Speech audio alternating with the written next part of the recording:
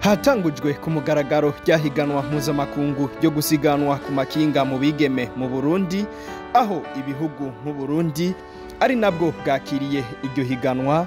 Igihugu ca Senegal, Kenya, Uganda, Benin, Burkina Faso hamwe na Cote d'Ivoire batanguye gusiganwa ku makinga ku munsi wa mbere, aho bava mu gisagara ca Bujumbura aho bita kwa Ndadaye berekeza mu Nyamitanga mu Cibitoke, bagaca bagaruka aho batanguriye.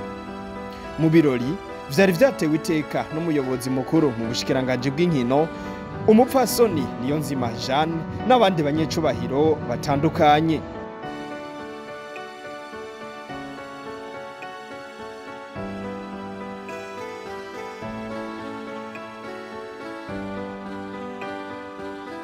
Munyabenekazi Charlotte niwe yashoboye gushika mu kibanza ca mbere, hakurikira Zungarana Ramusa umunya Burkina Faso kazi mu kibanza ca kabiri. Ikibanza ca gatatu caciye gifatwa n'umunya Benekazi Awisu, umurundi kazi Odette Nsengiyumva akurikira mu kibanza ca kane. Amuseri Bright ariko mwirihire.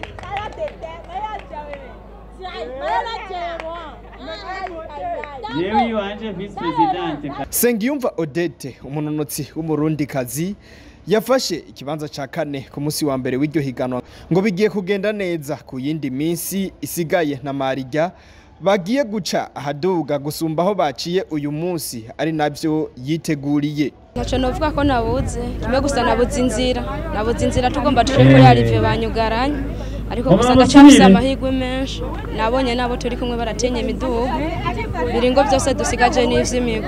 Mugiye kwiruka ahantu novuga ko hari imidugo nyene, uno munsi hari ahantu hakikama, abarundi bizeza iki?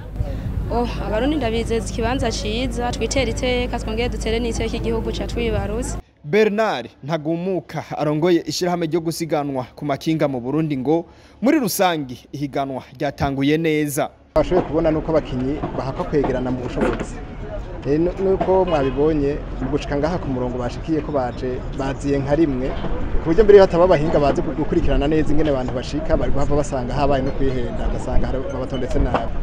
Twarashoboye kuronka n'ingene turonka umumenyereza abizi cane, umumenyereza yavuye mu bindi bihugu twahawe n'ishamwe jeje urukino rwo kunywa igihinga ku isi yose ISEI, yaraje arabamenyereza iminsi ishika nka 10 biciye muri rya gufashanya n'Ubufaransa mu mugambi witwa PEPS waciye mu ishyirahamwe mpuzamahanga ryo mu Burundi. Aramenyereza abana bari mu kigo cyo kwimenyerezamo.